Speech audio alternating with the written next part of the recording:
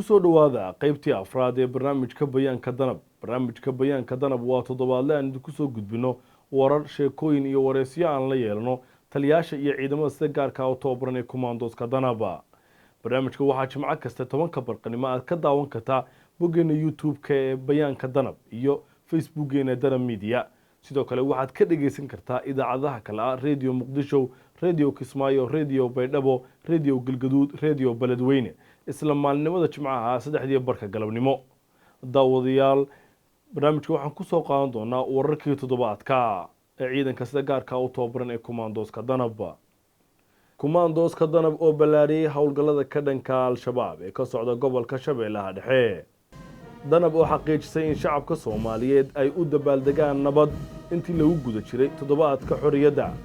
howlgallo cusub oo kumaandooska danab ay ka sameeyeen gobolka Shabeellaha Hoose. waxaa kaloon barnaamijkaydu ku haynaa maxaad ka ogtahay dadaalada nafhurnimada leh ay danab ugu jirto sidii dalkeena Soomaaliya loogu soo celin lahaa nabad iyo xasiloonida. sidoo kale barnaamijka waxaynu ku soo qaadan doonaa kaalinta askarta ka tirsan ciidanka danab ee hal abuurada ah iyo sida uga qayb qaataan wacyigelinta ciidanka iyo bulshada. barnaamijku intuu hawada ka baxay waxaa idinla socodsiinaya anoo Shilaawa Cabdilaahi Cabdiraxmaan.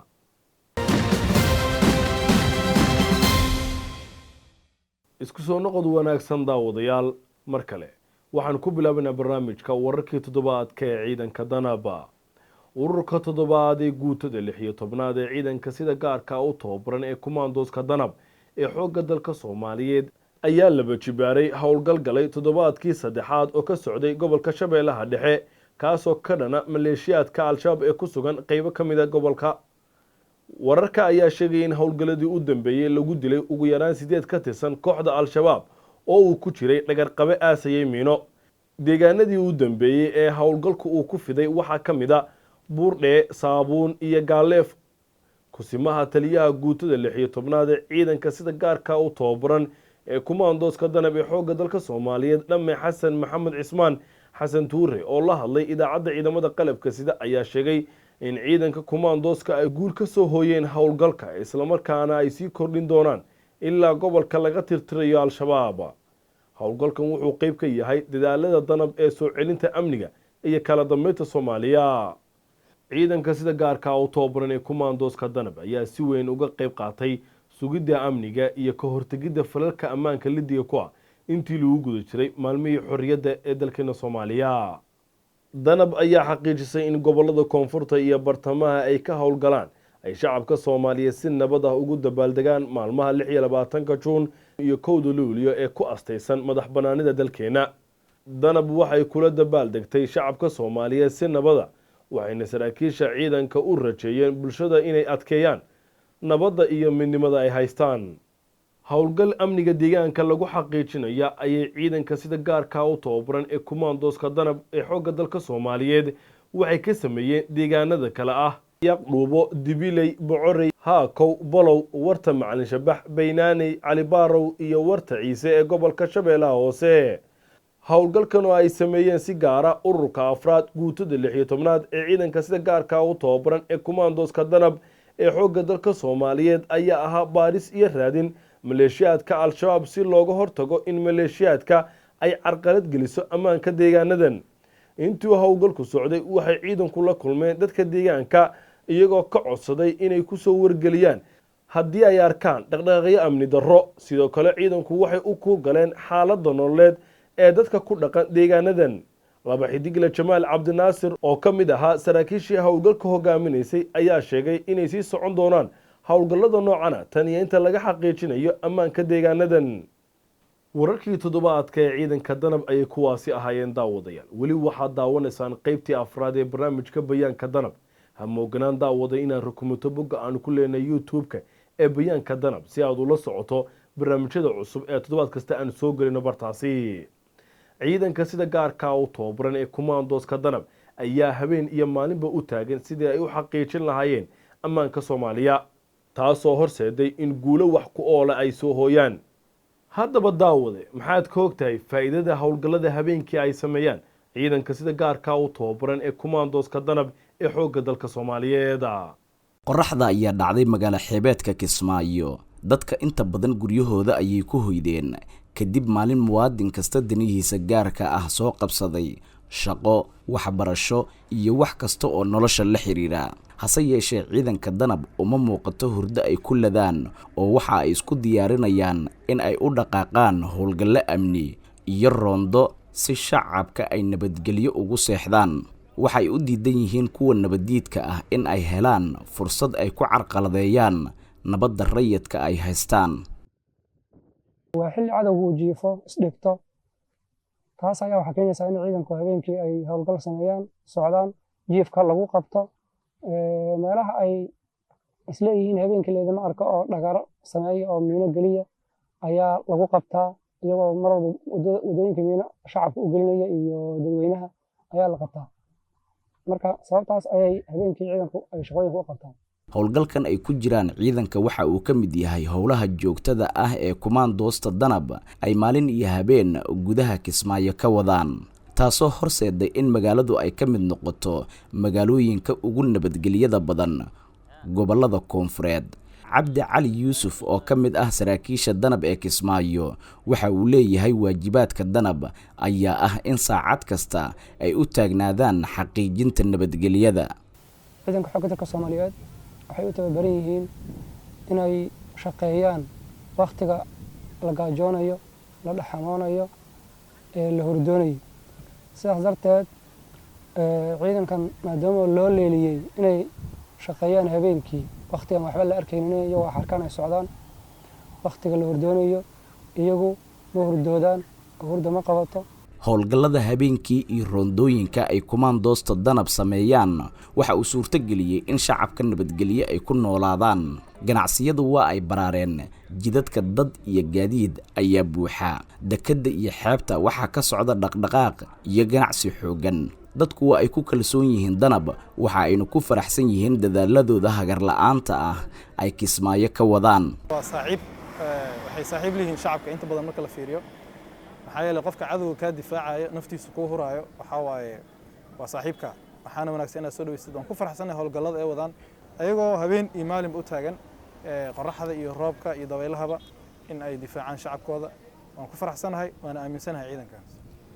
danab waxaan u arkaa inay yihiin ciidamo fiican, bulshadana ay u hayaan howlo badan. waxaa aaminsan inay yihiin lafdhabarta bulshada. waxaan isleeyahay la'aantooda magaalada Kismaayo lama joogi karin. waxay inoo sugaan amniga, waxyaabo badan ay naga caawiyaan. ciidanka danab markasta waa arkaa iyagoo hawlgal ku jira, iyagoo shaqo wanaagsan qabanaya, iyagoo oo meelaha qaarkood maxaan ku dhahay hawlgal ka fulinaya. aad iyo aad baan runtii u hambalyeynaya ciidanka danab shaqada wanaagsan ee dhalinyarada ay qabanayaan ciidanka ah. waana runtii soo dhaweynayna. aad iyo aad baan hawlgalkooda waxaana leenahay si lama laaba shaqadaad wadaan ee amniga iyo ilaalinta ummadda ah. aad iyo aad baan ugu hambalyeynayna. khayr Allah siiyo.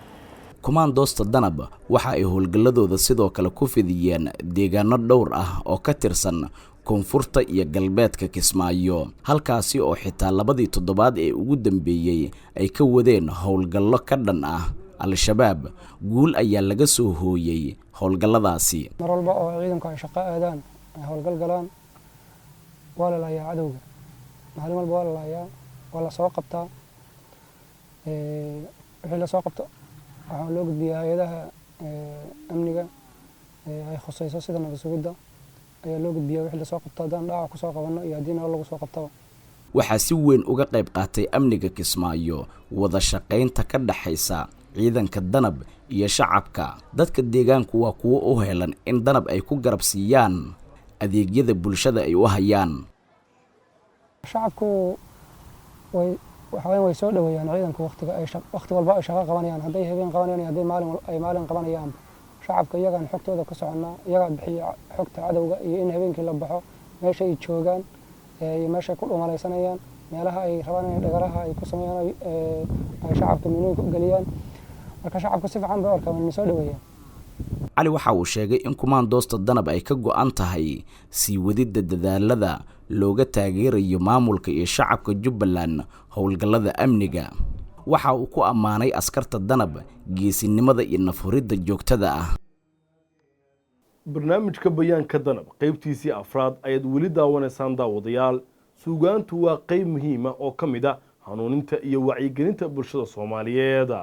askar badan oo ku jirta ciidanka danab ayaa u adeegsado hal abuurkooda wadaniyad iyo muujinta waxay ciidanku u taagan yihiin.